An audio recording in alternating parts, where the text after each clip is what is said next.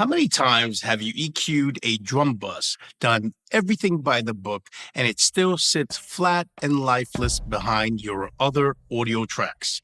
You reach for your cleanest digital EQ, you make the exact moves a pro would make, and the drums just don't crack. They just don't jump out of the speakers the way that they do on the records you love. Here's the part almost nobody explains. It might not be your settings. It might not be your ears. It might be the EQ itself.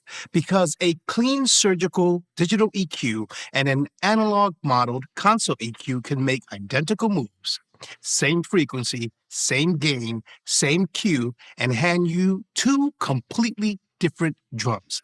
I'm going to prove that today with Universal Audio's API Vision Channel Strip on one side and FabFilter Pro-Q, the cleanest, most surgical digital EQ on the planet, on the other. I picked Pro-Q on purpose so nobody can say, well, just use a better digital EQ. Also note that I picked UA API Vision Channel Strip, but this could just as well be an alternative, such as Plugin Alliance Lindo Audio 50 series or Waves API collection. Over the next few minutes, I'll break down the mechanisms behind console punch, and I'll put the single most repeated claim about console EQ on trial with the measurements right there on screen. I'll prove every claim on real drum loops across 3 different genres, and I'll tell you exactly when the console wins and when you should still reach for the digital EQ. Let's dive in. To understand why a console EQ behaves this way, you have to know where this console came from. The API sound starts with one engineer, Sal Walker, who co-founded Automated Processes Incorporated with Lou Lindler at the end of the 1960s. In 1968, Walker designed the part everything else is built on, the 2520 discrete opt amp, a complete amplifier built from individual transistors instead of a single integrated chip. The following year, he introduced the 500 series modular format, and the EQ modules that made API a legend were built around the same 2520. Fast forward to 2003, at the AES convention in New York, API debuted the Vision, the only large format analog console ever designed from the ground up for surround work, with the classic discrete API signal path fully intact. Very first one shipped to Galaxy Studios in Belgium, an 80-input monster that is, to this day, the largest console API has ever built. The plugin we're testing is Universal Audio's emulation of that console channel script. It models the actual modules, the 212L preamp with Walker's 2520 opt amp and its output transformer plus the 550L and 560L EQ sections. Quick note before we dig in.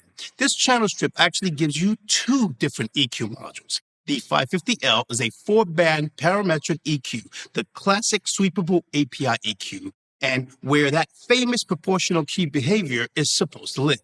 We're going to test exactly that. The 560L is a 10-band graphic EQ.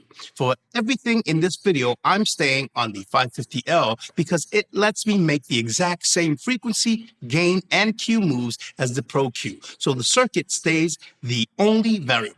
The 560L is a whole video of its own, and this is the important part. UA didn't just trace the EQ curves, they modeled the circuit, the opt amp, the transformer, and the way that the EQ band genuinely behaves. That circuit is the reason your drums hit.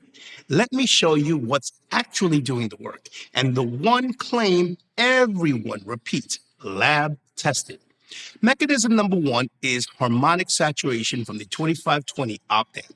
A clean digital EQ lives in perfect linear math. It lifts a frequency and adds absolutely nothing else. The 2520 is a real discrete amplifier with real headroom limits. So when you drive its input, it starts generating low order harmonics, new content that wasn't in the original signal. On a kick or a snare, that extra content reads to your ears as weight and presence. And here's exactly how I'm driving it. I push the 212L's line input up to shove the opt amp into saturation. I'm running mine up around the halfway mark, but you can run it even harder to get more saturation out of it. Driving it that hard also raises the level. You can either pull the output fader back down or use a gain plugin to bring it down afterward to level match.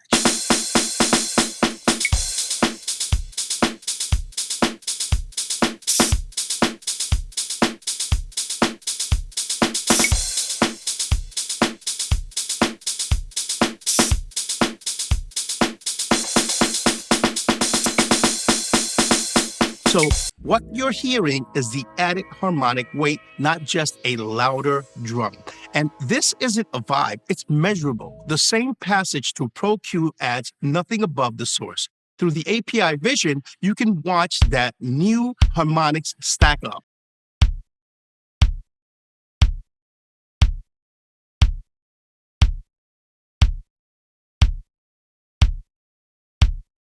Now, to be fair to the digital side, FabFilter's warm mode will add a harmonic too.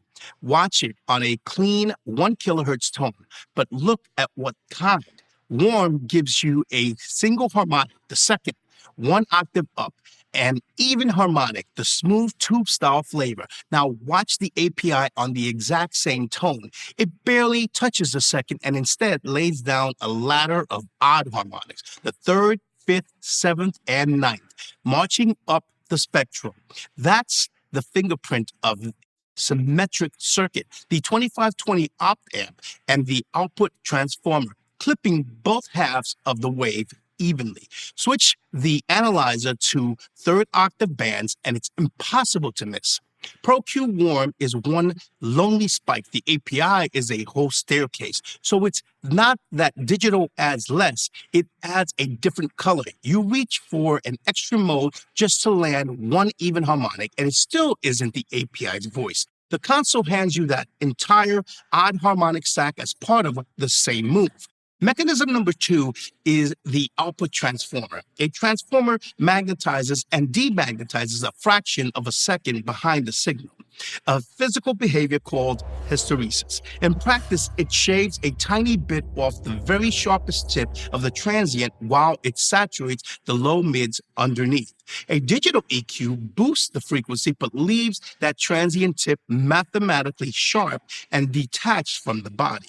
The API rounds the tip while it boosts, and rounded but fatter reach to your ears as closer and punchier, not flatter. Listen to the following snare as it hits.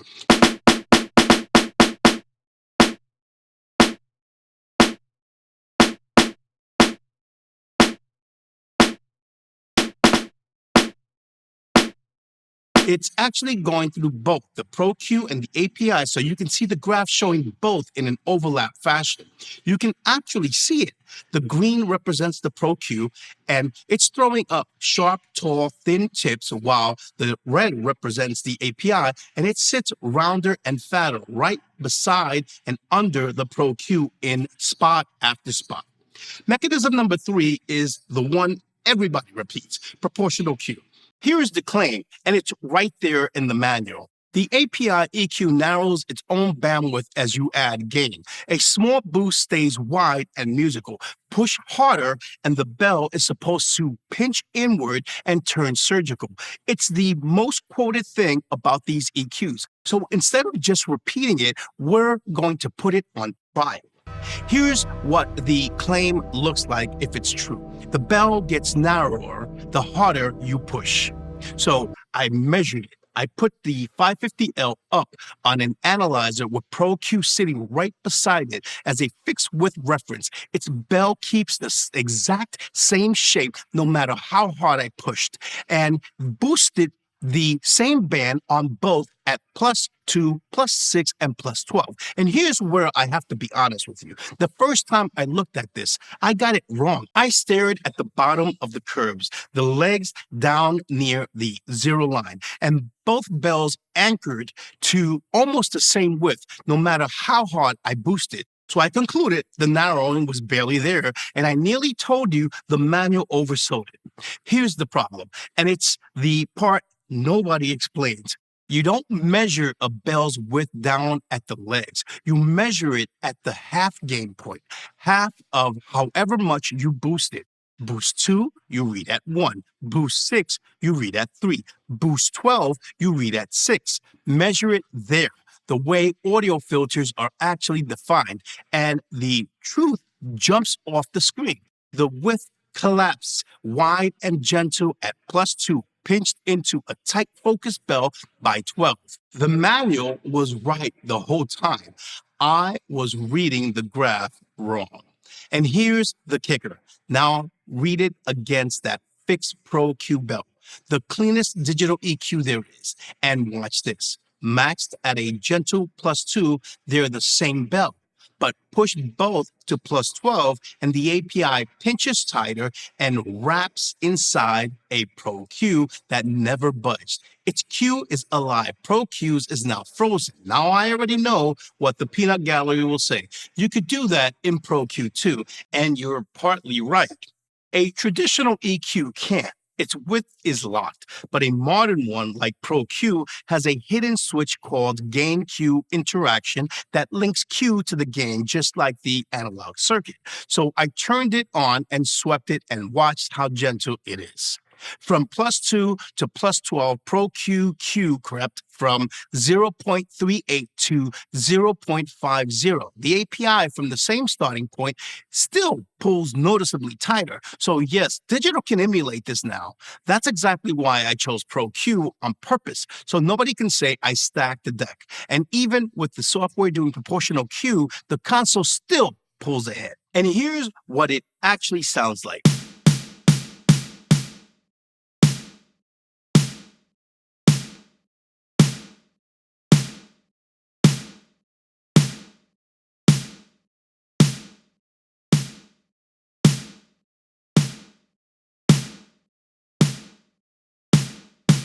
Same band, both EQs level matched at a gentle boost. They're close. A small move is a small move, but push both hard, and the API's Q pinches that boost into a tight forward band while Pro-Q just gets broadly louder. And that focus is a big part of why the console version sits forward.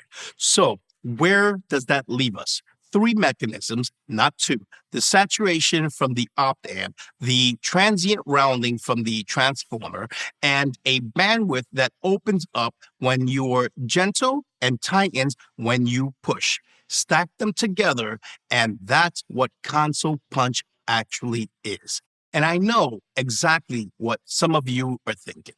Just throw a saturation plugin, a tape emulation, or a preamp in front of your digital EQ or after it, and there you have it. Honestly, you can get close, but now you're running 3 or 4 plugins and dialing in each one to approximate what the API vision does in a single move. That's the real difference. It's not that digital can't get there, it's that the console gets there in one plugin instantly while you stay in the flow. Now, let's prove it on real drums. But before we do, if you're getting some value from this video, please let me know by clicking the like button. Also, subscribe to the channel if you wish to see more videos like this. Don't forget to click on the notification button so you'll be alerted each time I post a new video. I can't begin to tell you how much it helps the channel when you do so. It's what helps me keep making videos like this. And if you want to go deeper on this exact channel strip, I put together a free API Vision deep dive for you. The full breakdown, quick reference, flashcards, and a short quiz to lock it all in. The link is in the description. So now that you have all the details of what the plugins do, let's bring the plugins up on screen and dive right in. I'll play music through both the API Vision channel strip and FabFilter Pro-Q and show you exactly how these controls affect the audio signal in real time. I'll focus on specific values, explain what those numbers mean technically, and show you why they matter for mastering this tool. Let's take a closer look. 2 ground rules for everything that follows. First, every comparison is loudness matched. So you're never fooled into thinking louder is better.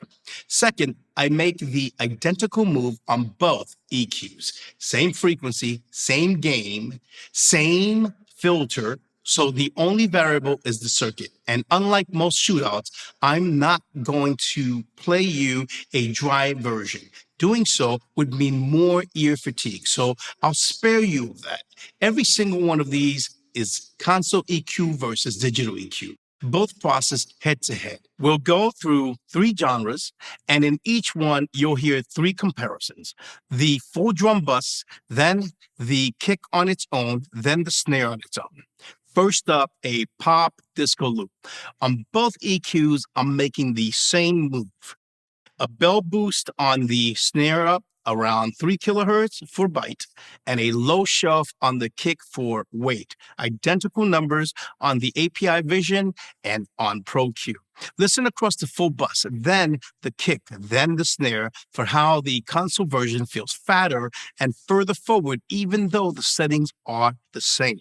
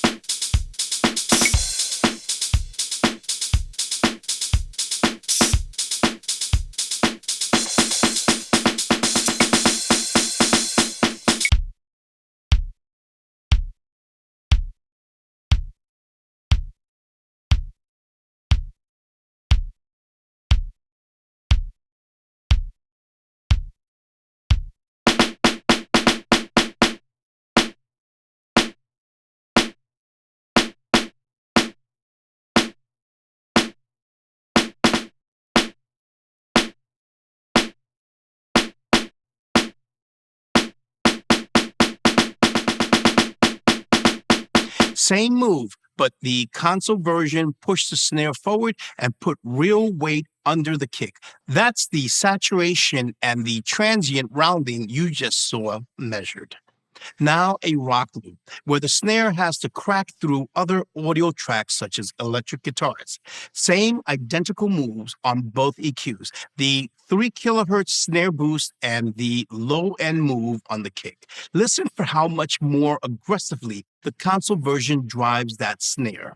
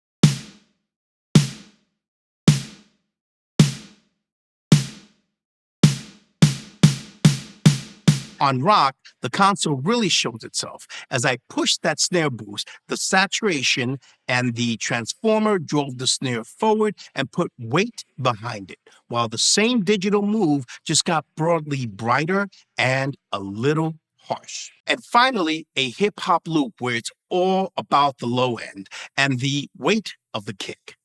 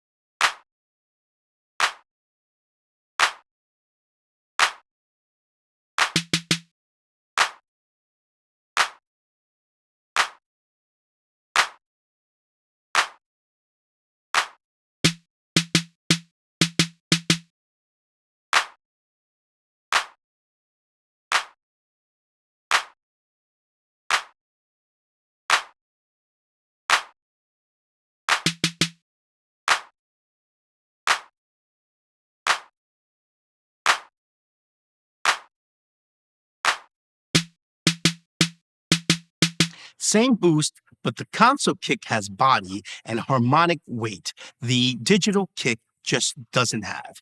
And the transient still reads clean because the transformer rounded it instead of leaving it spiky. Now, this is not me telling you to throw your digital EQ away, just the opposite. Everything that makes the API grab a drum is also color. And you don't always want color when you need a clean surgical cut, notching out a nasty resonance, pulling a specific ring out of a snare, doing a tight high pass. Pro-Q wins every time. It'll make a razor-thin phase controlled cut with zero added harmonics and zero coloration. The console brings attitude. The digital EQ brings precision. The pros don't choose sides. They use the console for punch and forward energy and the digital EQ for surgical cleanup. A couple of quick tips before we wrap.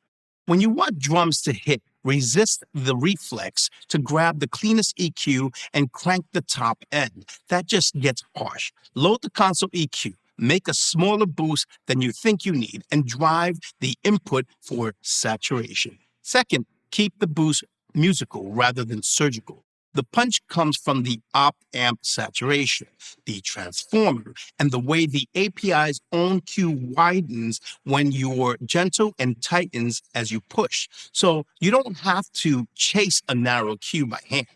If you need truly surgical, that's what your digital EQ is for. And third, do your subtractive surgical moves on the digital EQ first, then add character with the console. Cut clean, boost with attitude. So here's the takeaway, and it was never about settings. A transparent digital EQ gives you the exact frequency you asked for and nothing else. An analog model console EQ like the API Vision gives you that frequency plus harmonic saturation, a gently rounded transient, and a bandwidth that tightens the harder you push. And that stack is what makes drums hit. Reach for the console when you want punch and forward energy. Reach for the digital EQ when you want a clean surgical cut. And speaking of new tools worth putting to the test, the Softtube 670 just landed. So this is the perfect moment to ask, how does that brand new Softtube 670 stack up against the long-standing Universal Audio Fairchild? And does it hold up or fall short? To be clear, UA's release is a whole collection. So I'm putting the Softtube 670 head-to-head specifically against the collection's 670 stereo unit, not the 660. If you've ever wondered whether the newest Fairchild emulation finally beats the standard, that's the shootout that settles it. Subscribe so you don't miss it. If this finally explained why your drums aren't hitting, do me a favor and send it to one producer you know who's fighting a flat drum bus. And drop me a comment, and this one is dead simple. Just type the one genre where the digital EQ came closest to fooling you. Pop, rock, hip-hop, or whatever the genre. One word is all I need. I read and reply to every single comment, and I'll tell you if you pick the one that fools the most people.